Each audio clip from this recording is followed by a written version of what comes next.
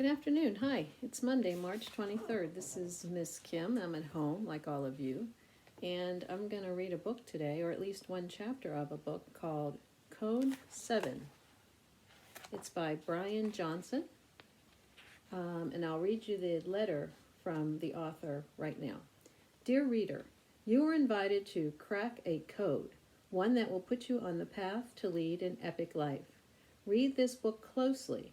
The code is composed of 7 important words, and if you learn to live by them, you will be prepared to become what you desire. This book reveals the secrets of the code. These are the stories of the first 7 members who cracked it. They call themselves Code 7. More members have joined since then. I am one of them. By the end, I hope you'll consider yourself to be a member too. Now get cracking. Brian Johnson. Okay.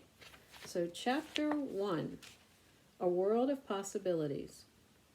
In the school auditorium, Jefferson sat with his 5th grade class as the students of Flint Hill Elementary filed in. It was near the end of the day, and he was ready to get out of school. He didn't think much of assemblies, lectures on bullying, school safety, boring. While he waited, he took a tiny notepad and pencil from his pocket and started to draw. Drawing was something Jefferson loved to do, second only to painting. Jefferson's best friend Darren was sitting beside him. What are you drawing this time? The usual, Jefferson said. What I see. Jefferson sketched a picture of the scene before him. He drew Principal Cooler, who was standing on stage with a large chalkboard behind him. He worked on her poofy hair and black-rimmed glasses. Principal Cooler declared her throat. Students and staff, she began. This year marks an important year for Flint Hill. Our school is celebrating its 50th anniversary. Principal Cooler politely clapped and the audience followed suit. But the school building is showing its age. It's time we address that. 100 whispers filled the room. Jefferson paused from his drawing, wondering what Principal Cooler had meant. They're going to tear this place down, Darren smacked, a fist into his palm. Bam! In your dreams. Jefferson knew that wouldn't happen. Flint Hill was proud, and the small town was even prouder. Some famous scientist who invented plastic or something like that went here. They'd never demolish the school. Principal Cooler grabbed chalk from the tray. Today, I'd like to hear suggestions about how we can make our school look better than ever for our big anniversary celebration. Who has an idea? Dozens of hands shot into the air. Principal Cooler called on a 2nd grade boy. Let's build a roller coaster that starts in the cafeteria and ends at the bus stop, he said. Roller coaster? Principal Cooler wrote the words on the chalkboard. That might be a bit much, but thank you for your suggestion. She turned to face the audience. Now, what else would make the school a real standout? Jefferson thought about Flint Hill, sitting atop its grassy, manicured slopes. The lawn always looked amazing because Mr. Summers, the groundskeeper, had a knack for cutting perfect patterns with the riding mower in the grass. But the building itself was a miserable 2-story rectangular shoebox in comparison. It had been painted in white over and over again to make it look new when it clearly wasn't. Something that will stand out, Jefferson thought. Then it hit him. A mural, he blurted. Everyone turned to look. We could paint something cool on the side of the building. Like graffiti, Darren said. Sweet. The audience buzzed with excitement.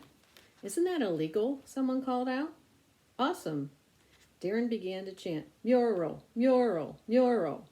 Jefferson elbowed Darren to stop him from causing a scene. But it seemed Jefferson's idea was taking over the room. Mural, mural, mural, everyone shouted. As the teacher tried to quiet everyone, Principal Cooler thought it over. She waited until the room was calm and set down her chalk. A mural is a brilliant idea. That would look great on the wall that overlooks the lawn and faces the town. It will transform the entire school. But who will paint it? That's easy, Darren called out. Jefferson can draw and paint anything. Jefferson's ears burned. Darren quit it. How could he do a mural? He wasn't an artist like the real grown-up people who got paid to do it. It's true, said Catherine, a classmate sitting a row behind him. Everyone knows Jefferson is a killer artist. Miss Bear is always using his work as an example in art class. Jefferson swallowed. She does. Miss Bear stood in the front row. Principal Cooler, I have no doubt Jefferson can paint something perfect for the mural. He is a true artist. I say we put him in charge. Jefferson gaped. True artist? Put me in charge? What had Miss Bear put her in her morning coffee? But before Jefferson could refuse the job, Darren had started another round of chanting, Jefferson, Jefferson, Jefferson. The decision was made. After the assembly ended, the students were released for the day. Principal Cooler stopped Jefferson at his locker. I can't wait to see your vision for the mural. My vision? Jefferson mumbled as he tossed a few things into his backpack. My vision will be great. Principal Cooler was all business. She opened the schedule book she was holding and ran her finger down the page. Our anniversary celebration is in a month. I'm inviting the mayor, so you'll need to get started as soon as possible. Let's have an assembly next week to look at your plan. She slapped the book shut.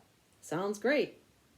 She spun on her heel and left Jefferson standing alone at his locker. The mayor? A plan by next week?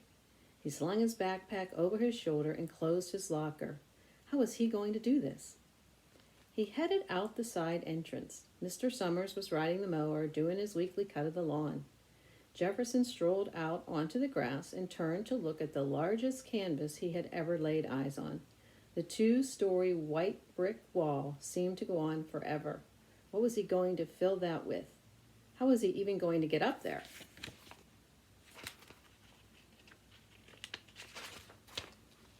A few students spotted Jefferson before they got onto a school bus. Do something cool, a boy said, like snakes. Paint a zoo, a girl said. No, superheroes, suggested another boy.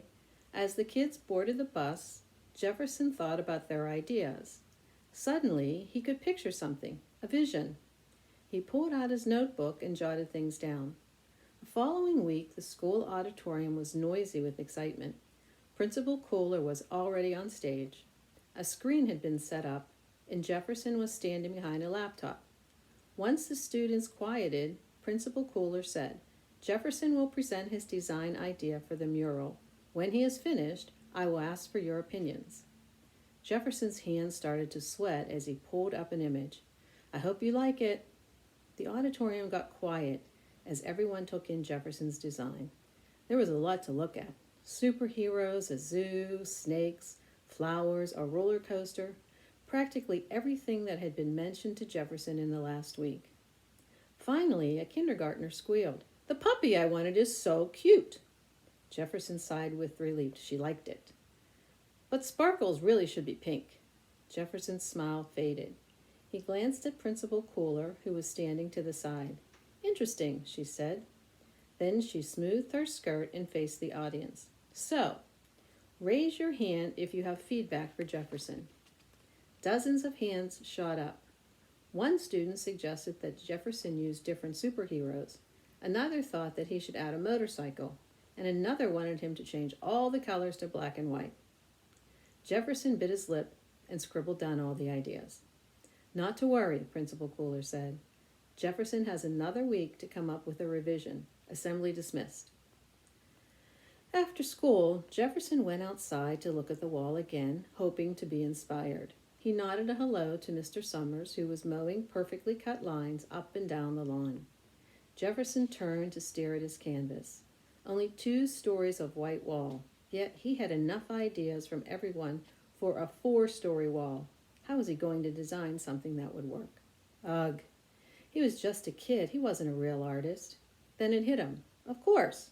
He was just a kid, and all he'd been doing was listening to other kids. The teachers were the ones who made the rules at Flint Hill. He should find out what they would want, and then he couldn't go wrong. The following week, everyone was gathered in the auditorium again. Jefferson knew this design would go off without a hitch.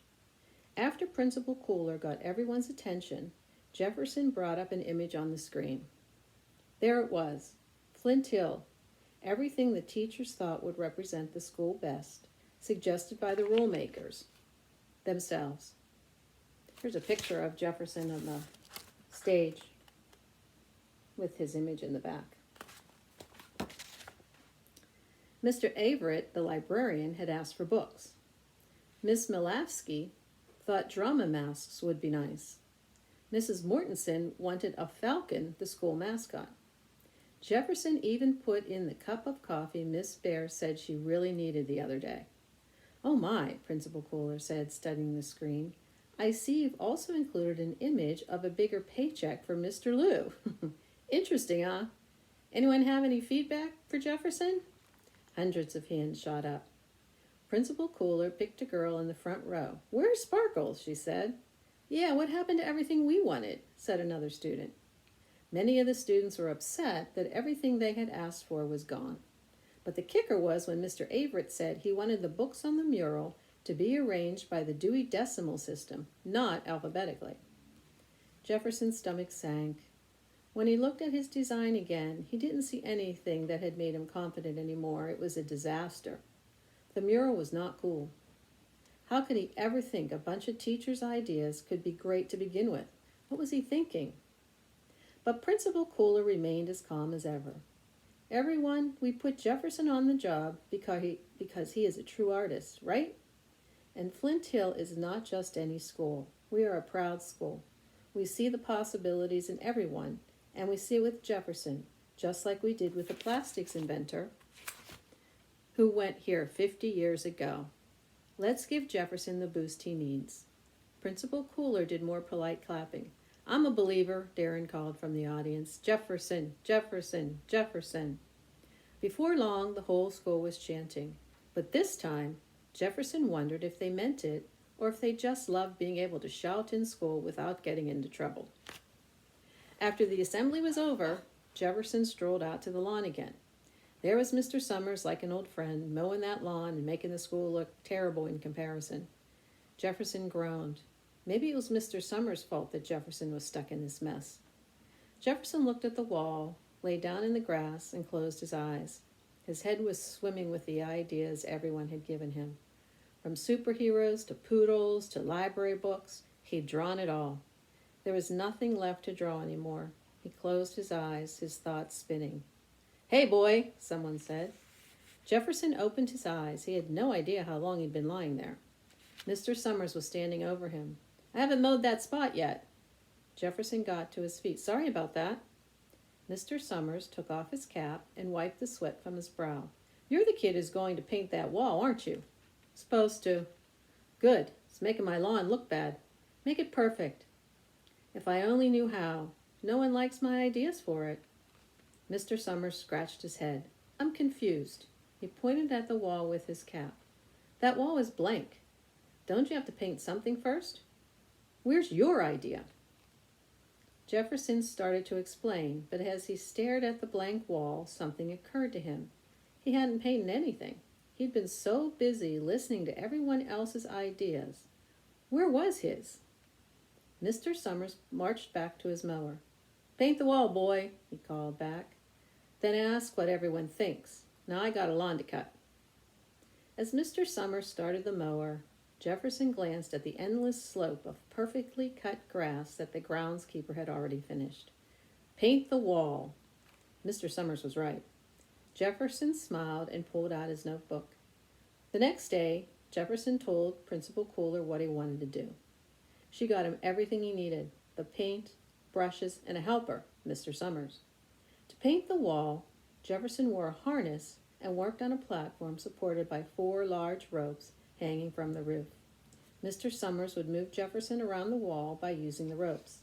Every day after school, until the anniversary neared, Jefferson worked on his painting. For the next 2 weeks, the only thing anyone talked about was Jefferson's mural. Everyone had guesses, but no one knew what it was because Jefferson had been carefully covering each completed section to protect it from the elements while it dried. When the big day finally arrived, Flint Hill's 50th anniversary celebration was huge. Practically everyone from the town was there for the grand unveiling of the mural, including the mayor. They had to know what was on that wall. Principal Cooler made a speech about 50 years of pride, accomplishment, achievement. Jefferson stood between the principal and the mayor, but being right next to the mayor didn't even faze Jefferson. All his thoughts were centered on the grand unveiling.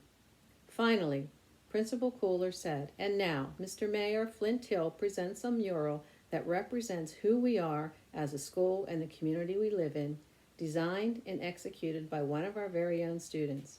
Jefferson Johnson, will you do us the honor?" Jefferson walked to the side of the wall. He took in a deep breath and tugged on a rope that Mr. Summers had rigged for him.